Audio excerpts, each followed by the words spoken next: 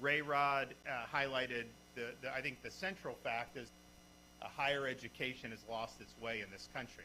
We've seen that for many, many years, but I think most significantly we saw it after October 7th, 2023, where universities like Columbia University not only failed to stand up and do what was morally right, but they let the inmates run the asylum. They let their universities really crack under the pressure of some really nasty ideologies. Now, in Florida, I'm proud to say that didn't happen here. People will sometimes say, yeah, you know, why did it happen in Florida? Florida's so fortunate it didn't happen. And there's nothing fortunate, or it's not luck. The reality is people knew if that did happen at our universities, the people in charge of those universities would be out of a job, because we're not going to tolerate that here in the state of Florida. We have a focus on excellence. We have a focus on teaching our students to pursue truth. We want to have, of course, high standards. We want to ultimately prepare our students to be citizens of the Republic. That's a different model than what prevails in many parts of this country and has been very prevalent over the last 40, 50, 60 years, but much more aggressively, I would say, over the last 10 or 15 years. Our model is more consistent with the traditional mission of higher education. We are not trying to create the imposition of ideological conformity, and that's what you see in so many different places around this country. We want our students to be able to think for themselves. Now, there's a lot that goes into it, and so I think that is the central problem that we've seen with higher education. There's a lot of different things you do. Oh, you know, we're going to do better with an engineering school here. We're going to do this. We're going to do that. Some of you guys have done a lot. I know we've expanded nursing. We've done a whole bunch of good things there, and it's all important. But I don't think if you don't have the solid foundation about what's the purpose of higher education, it's going to run aground at some point. So yes, you can have a good program here. You can hire a good faculty member there. But unless you're built on a solid foundation of understanding why we're actually doing this, I think it's ultimately all for naught. But there's a lot that goes into that. And sometimes people ask me, how come these colleges and universities are like this? Why are they doing this? Why are they doing that? And it's not like it just happened overnight. It's also not like it just happens out of thin air. There are incentives that have been built into the system for a long time to produce some of the outcomes that so many people have found objectionable. One of the things that's underappreciated, it's not something that grabs headlines, is how these accreditation cartels have worked to create universities behaving in certain ways. I mean, the whole DE&I concept was something that was embedded in the accreditation.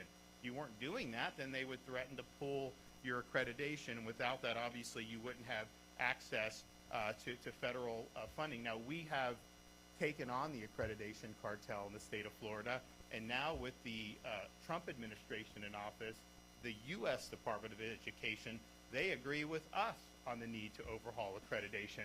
Biden, not so much. That was not something that we got a very receptive response from. But the current administration, so I think we are poised to see a real positive overhaul of this education accreditation cartel around the country. You think about it, few things are more influential in how these universities function, but have less accountability or less public awareness. Who selects these people? How do they end up in these places? I mean, I remember when Corcoran was the Commissioner of Education, you know, we're doing battle with some of these, like this Southern accreditor thing. And I'm like, who is this? Who are these people? How did they get there? Nobody elected them to anything, and yet they have seemingly a lot of power. We've been willing to stand up to that, so I'm very, very happy with what Florida's been able to do, but there is definitely more to come. The other thing that we've done is people complain about faculty. They're ideological activists. They're doing all this as if that somehow just happens out of thin air as well. No. Part of the reason is the way the hiring process has worked. It's geared towards producing more and more of the same, except here in the state of Florida. We have overhauled the tenure laws for professors at our state university. So now all tenured professors must undergo review every 5 years and can be let go for poor performance. you want to teach, if you want to research, if you want to do things you're supposed to do, you're going to be met with support from the people that run our universities. But if you're there to not do those things and indulge in whatever type of ideological vacations that you may think you're entitled to do, you're free to do that, but you're not going to do that on our dime. And you can go, there's other places that may want you to do that, but not here in the state of Florida. So that post-tenure review has already led to unproductive tenured faculty being processed out, and probably numbers that we have never seen even approaching in the history of the state. But what we've also done and paired that with is an empowerment of the university presidents and the boards to be able to bring new faculty on directly, because you don't want the same faculty to be able to keep good people out because they don't satisfy an ideological litmus test. You want to make sure that we can bring in folks who are going to challenge that old orthodoxy, that stale orthodoxy, and are going to help us recenter our colleges and universities on the traditional mission that they have. So that hiring ability is something that's being employed. It's been very effective so far, but we're really just in the opening innings of that. Of course, one of the things that we had to do battle with is so-called DE&I. They said it's diversity, equity, and inclusion. I've always referred to it as discrimination, exclusion, and indoctrination, because in practice, whatever the intention was, some people say it was good intent, other people say, no, actually, this was supposed to be ideological from the beginning. Whatever you think of that, as it was applied, clearly it was applied in ways that were not consistent with the values of the state of Florida. So this is something that really started taking off probably like 2020, 2021. And it wasn't just universities. I mean, pretty much every publicly traded corporation, a lot of really big companies that were doing it, government, not necessarily Florida, but federal agencies at the time, other states were doing it. And it was people were criticizing it, we criticized it, but we were the first ones to really do anything about it. So when I signed the legislation defunding all DEI in Florida back a couple years ago, we were at the tip of the spear. We were the only state that was doing that. Now, when we were seeking to do that, do you think that was portrayed in like legacy media as us fighting for? No, I mean, they were obviously caricaturing this and trying to smear what we were doing. And I think that's a lot of the reason why people didn't want to lean in on these issues, because they know that they will get hit from the political opposition. But we knew we were doing the right thing, so we were able to do that. It saved a lot of money. It's helped streamline operations. But what it does is it really focuses on merit. And that should be at the heart of everything we do in the state of Florida, whether it's who gets hired in a government agency, whether it's the students that they get the best marks in a college or a university. It should be based on merit. We shouldn't be divvying people up by characteristics that don't have anything to do with merit. And so we really led the way on that. What's happened now since then in the country is basically DEI has fallen out of favor.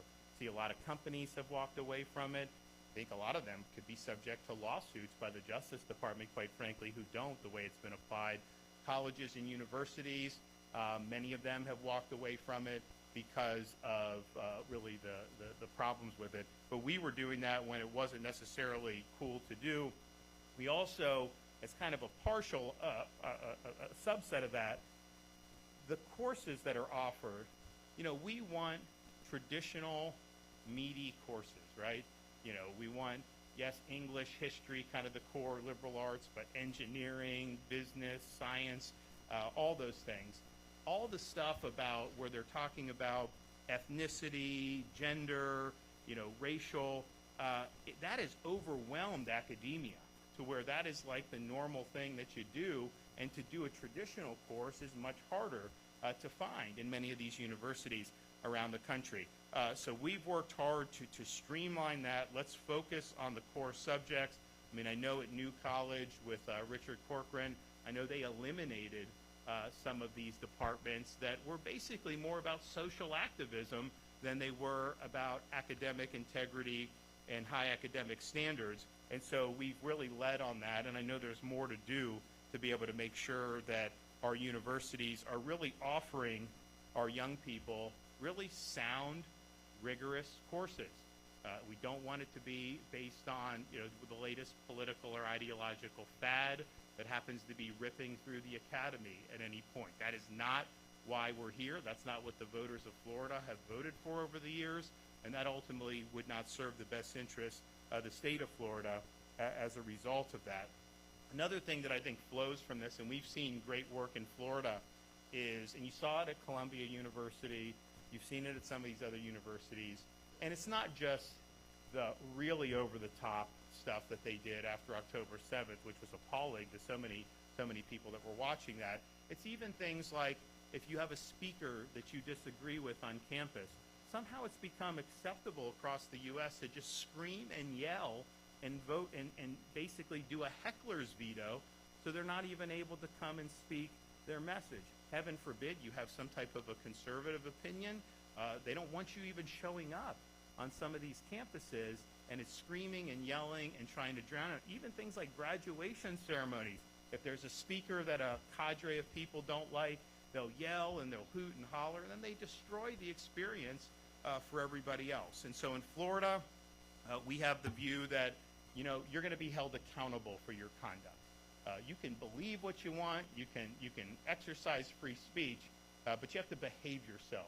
And you have to behave yourself in a way that's consistent with our standards. And so, if you have people who disrupt the graduation ceremony, I think, Richard withheld diplomas from them, until they apologized or whatever. There's others that just got their diploma taken away because they were doing activities related to some of the Hamas nonsense that we've seen.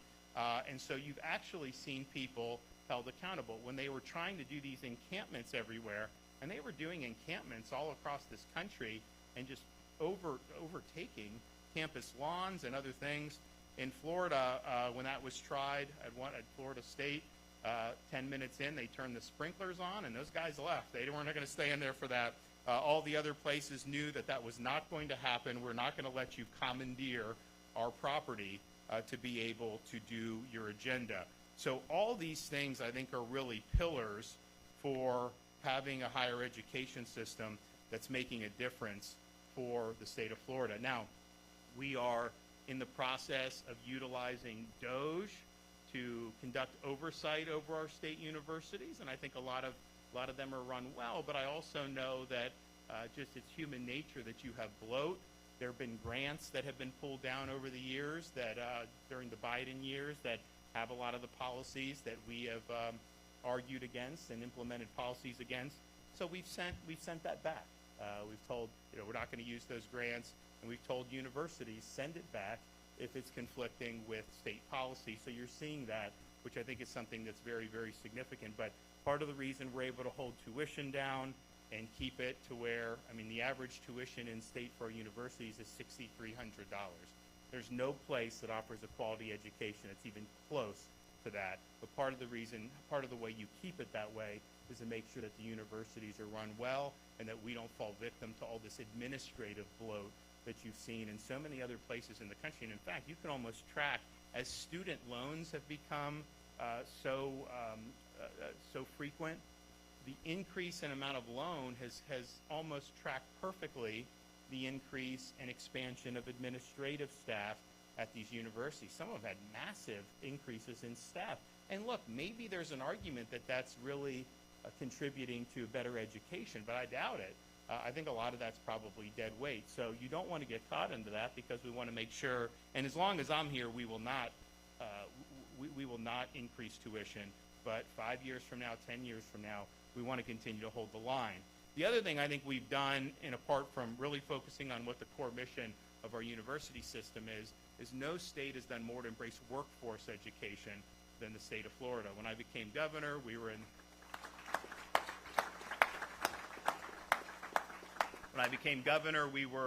I think, in the bottom half of states for workforce education. Our goal was to be number one by the year 2030. I don't know if we're one yet, but we're getting closer and closer every year. And if you look at the results, we've doubled the number of apprenticeships. We've had this massive problem after COVID with shortage of nursing. We've had a huge increase in the number of nurses that are produced, and some of that's universities, but a lot of that is at our state colleges. We've also had state colleges do certain programs that are more unique to their local area in terms of what the economy is demanding, and that's true in all portions of the state of Florida. We've embraced things like expanding commercial driver's license, producing more truck drivers, all these things where people can get tangible skills at a very affordable price, not have any debt, and then immediately be able to have a lot of options in the economy because a lot of these skills are in high demand. And what I always say is a traditional four-year brick and ivy university is one way that you can acquire advanced knowledge and skills, but it's not the only way. And for many people, it's not the best way. And we got to stop with this saying that unless you go to four-year university and get that 4-year, you can't be successful. That's what I was told when I was growing up. And I don't think it was, I think it was well-meaning. I think it's like, hey, make sure that you're preparing yourself. But there's a lot of ways where you can acquire skills that are going to allow you to earn a good income and provide for your family.